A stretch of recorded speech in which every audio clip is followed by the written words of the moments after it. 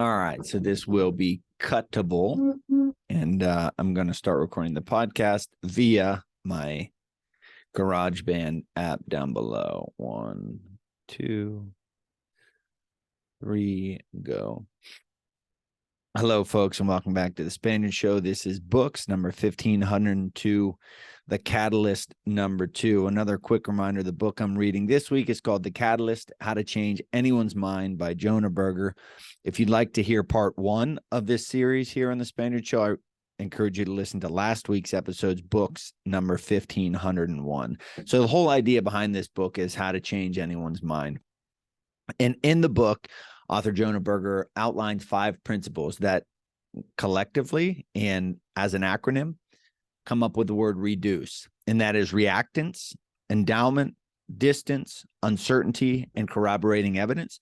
And so what I'm going to do today, last week, I went through the introductory episode and just kind of briefed the point of the book, explained very briefly those principles. But today I'm going to dive into each one of those principles to give you a something to walk away with. If you're looking to change or influence people around you in your lives, this episode will provide you with actual, not just like things to do, but an awareness or a frame in which or with which you can interact with people in order to enact change. And I want to say this too.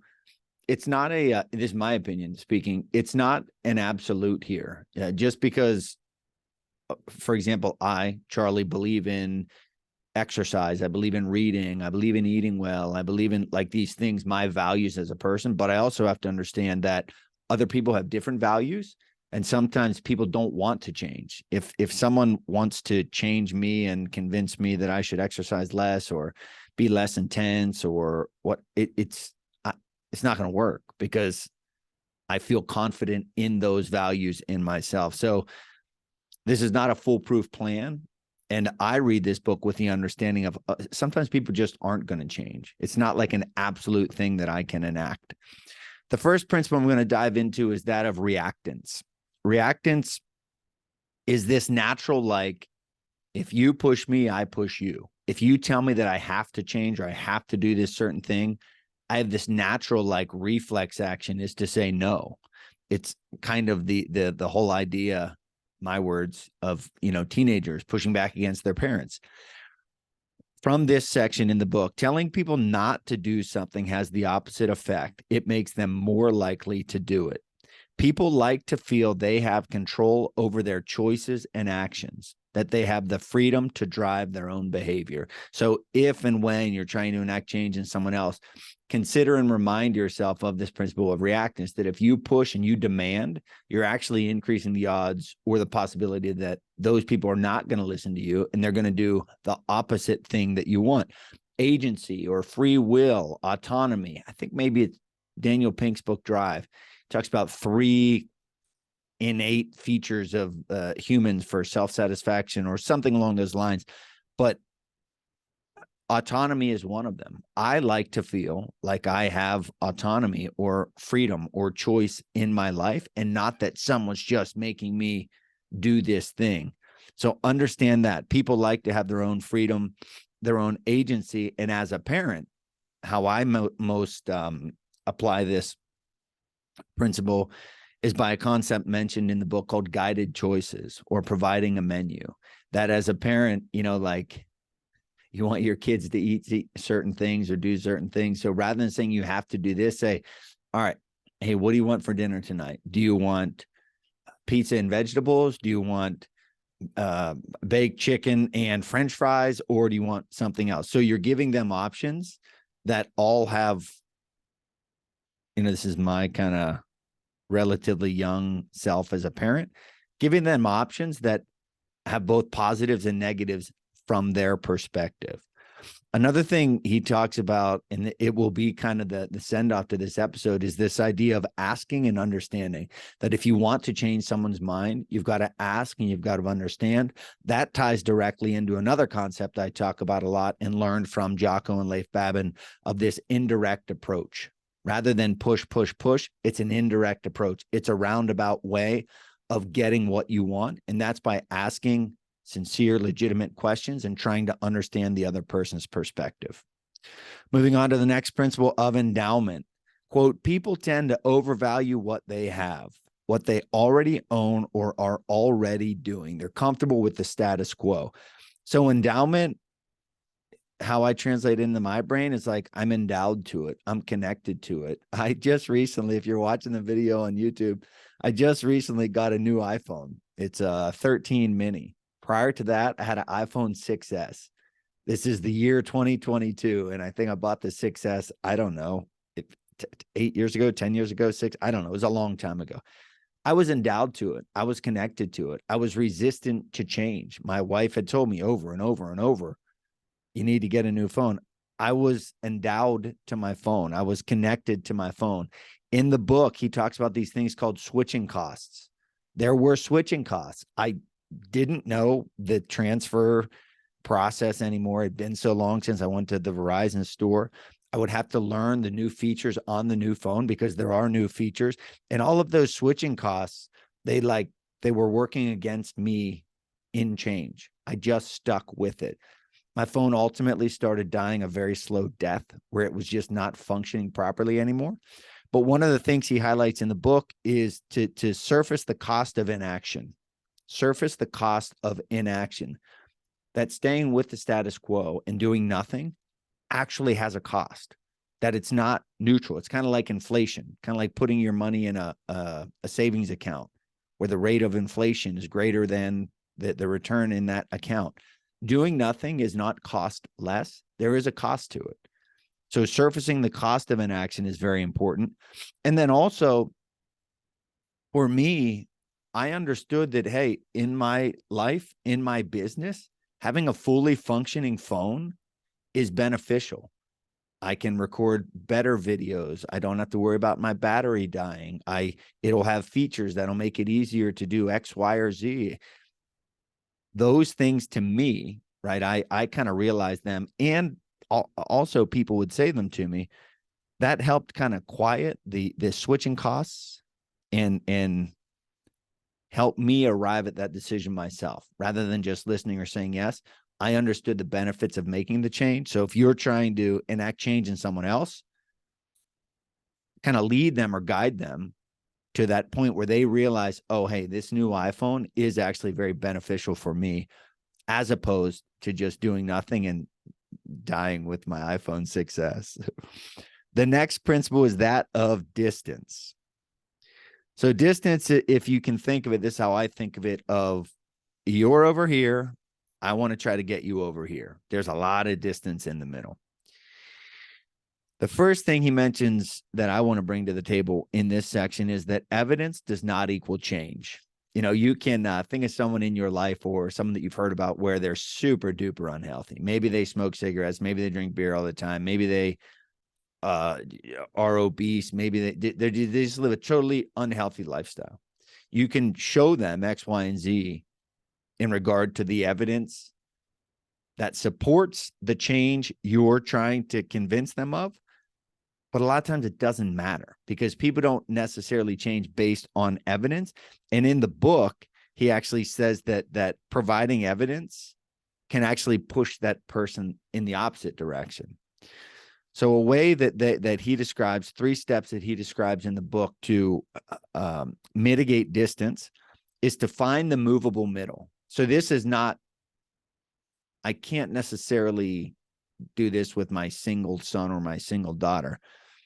But if you're looking to change a group, the politics, he uses as an example in this, find the movable middle, find the group of people that are at least open to some sort of change, right? They're not necessarily on that extreme or that extreme, but they're in the movable middle. Swing voters is how he referred to them in the book. You know, people who might go this, who are going this way, but could possibly be talked into going that way. Again, that's with a group of people or more than one person. Ask for less. This is a big one. And One Small Step Can Change Your Life is a book I highly recommend to all of you. Ask for less. So I'll use a cut and dry example. Your husband or wife or friend or parent is very unhealthy, and you're afraid that they're going to die because of their unhealth. You're trying to get them to be active and live a healthier lifestyle. You could say this, all right, Mom, this is what we're going to do. We're going to work out 6 days a week. We're going to cut out all processed foods. We're going to cut out all added sugars, only going to drink water. That's never going to work because it's way too much. Ask for less. Hey, Mom, what would you think about going for a walk with me 3 times a week for 15 minutes? We can talk about life. We can catch up. Hey, why don't I call you on Monday, Wednesday, and Friday at 6 p.m. and we talk, because this is real time. My mom loves when we call, and then maybe you can walk when we're talking. Could you work with that? So that's asking for less, not asking for every single thing on the table, but rather chunking it down, starting with something manageable. And then the last thing is switch the field to find an unsticking point. So, whether we're talking about politics, whether we're talking about, I don't know, philosophies of life or different prejudices or whatever it is, there's points of agreement. If you absolutely hate this other side, but you both really like pizza, that's a really brief, kind of silly example, but that's like an unsticking point. I hate you, you hate me, we hate everything about you. Oh, but we both like pizza. What do you like on your pizza? So that's just like a very simple example of finding an unsticking point, that amongst the noise, amongst the disagreement, the discourse, to find an unsticking point. So again, those are 3 ways to mitigate distance. The 4th principle is that of uncertainty. And by nature, people are risk averse. Risk aversion helps us stay alive. And that's like our primary goal as beings, is survival. So we are risk averse. So understanding that we're risk averse can help you when you're trying to enact change in someone or something else. There's a thing called the uncertainty tax, as he describes in the book, and that is devaluing of things that are uncertain. So if I'm not certain of a change, or if I'm uncertain of, and I've always driven Porsches, and you're telling me you want me to start driving BMWs, well, I don't know if I'm going to make that switch. I'm uncertain of the performance of BMW, so I devalue that thing more because I know the value that I'm getting in a Porsche. Funny story, I bought a Honda Pilot at a Porsche dealership. So that made us feel fancy for a day. The more ambiguity there is, the less valuable that thing is going to be. I, as a business owner, it's been hard over the years, but I, as a business owner, have to kind of clarify my message to let you know via this podcast, to let schools know via my assembly programs and online programming what exactly you're going to get. Because if I don't know as a consumer what I'm going to get, that makes me less likely to change and adopt that new thing. Some of the ideas that he mentions in the uncertainty section, and you can think of this from a consumer point of view, or from being a person that's been put in situations in life where you might change, but things are uncertain. What has helped you, or what could help you if you're looking to make people change in the future? Trialability, right? Being able to try something with no risk, no fine print, no nothing, just trialability, making it easy for the person to try the new product. Freemium. So freemium, I believe it's Dropbox specifically that he mentions in the book. But if you can think of a product that you use, Drive, I think Google Drive is this. Like, you get so much for free, and then you pay $1.99 for more space. Google Drive, Dropbox are essentially the same thing, but that's freemium. You give a little bit for free, and then you charge for the more of the product. For me, for Spaniard School, for example, I'll give free modules, right? I'll email out a free module of Spaniard School. So that's an idea to try it with zero obligation, zero anything. I don't need your email address. I don't need anything. Just here's this thing. Gives you an opportunity to try it. And then the next one that he mentions is reduce upfront costs. So all of this is about making it, quote, easier to try, more likely to buy. So if you're looking to This might be a product or a service, kind of more so than a personal change, but make it easy to try. If you have a thing, could be in any variety of life situations, where you're trying to get someone to change, make it easier to try. With I know as a consumer, maybe you can relate, but if it's a free thing and I have to give my email address, that creates a little bit of resistance. I get it. I get the business model of it, but it also creates a little bit of resistance where I'm thinking to myself, I don't know. Whereas if it was just in front of me, I would do it. So this section is all about reducing that resistance. Here's another interesting concept to consider, and also to look at yourself as a consumer. It says giving people more time to return things can actually make returns less likely. Giving people more time to return things can actually make returns less likely. And there's a psychological shift, pretty fascinating psychological shift that's going on there, because sellers, I believe I'm saying this correctly. If I'm not, it'll be obvious. Sellers value things more than buyers. So when I buy a thing and then I have it for 10 days, I'm like, oh, I've had this for 10 days. But if I had it for 30 or 60 days, it now becomes a part of me, and it's harder for me to get rid of. So if you give someone more time to return something, in that time, they become more endowed to it, which is a principle we talked about earlier. And it makes it more difficult for that person to get rid of it. So they're going from like a acquisition, I believe in the book, that's the word he used, from an acquisition mindset of, hey, I'm buying this thing, to then a seller acquisition, which makes it more valuable to me. It's psychological play here, but consider that as both a consumer, but also if you're in a position where you're trying to get someone to change or adopt something new. And then the last principle he describes in the book is that of corroborating evidence. And that's a kind of self-explanatory, but it's proof or evidence in the thing that you're about to change into. Reviews are huge. Any source of credibility, proof of credibility is huge. He talks about having multiple sources. How multiple sources across the board help convince us to change. He talks about this idea of a fire hose versus sprinkler, how you as the catalyst or the person who wants to make change, how you distribute and disperse that corroborating evidence, how similar the corroborating evidence is. For example, I thought of this exact example. At my kids' elementary school, they're like, essentially all of the parents, more or less, are like me and my wife, meaning 40-ish, a couple small kids-ish.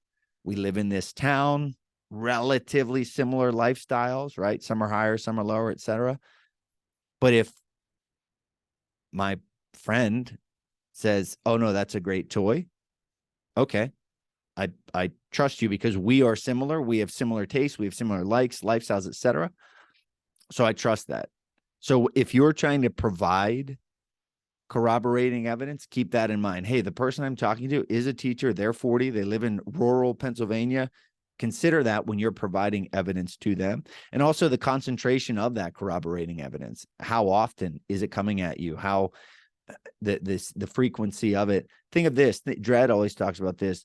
Think of someone or something that you knew nothing about, and you see them, you click on one of their videos on Instagram, and then for the next 20 days, you see their new things all the time. They went from nothing in your brain to this thing, right? This brand or this idea or this, that's like the fire hose. They're coming at you, and that breeds familiarity. And in turn, in time, if it's your type of thing, it can build trust, credibility, and then ultimately for you to make that purchase, which is why we get served ads, on social media, etc. So, in summation, with this book, the quote, the more we learn about what is preventing someone from changing, the easier it is to help. Our job as catalysts is to remove barriers, to remove roadblocks, to ask questions, to understand, to keep these principles, reactants, endowments, distance, uncertainty, and corroborating evidence in mind as we continue and try to enact change in those around us. So, a quick reminder, if you enjoyed that, if you're listening via my podcast app, The Spaniard Show, via my podcast on your podcast app, The Spaniard Show, utilize those links below in the show notes. Those are all links that help to support the show in one way or another. You can get this book directly below in the show notes by clicking the link. It'll take you right to Amazon. It's an affiliate link. A quick reminder, I put out 2 episodes a week here on The Spaniard Show. On Mondays, a books highlight. On Thursdays is either an interview or a solo episode about life, business, learning, fighting, mindset, all of that good stuff. The Spaniard Show on your podcast app. My website is charliespaniard.com. Thank you all for listening. I'll see you next week. Now, if you're not listening via the podcast, I encourage you to either continue watching and listening here on YouTube or on your podcast app. Search out The Spaniard Show. Subscribe. Let me know your thoughts below. Thanks for tuning in.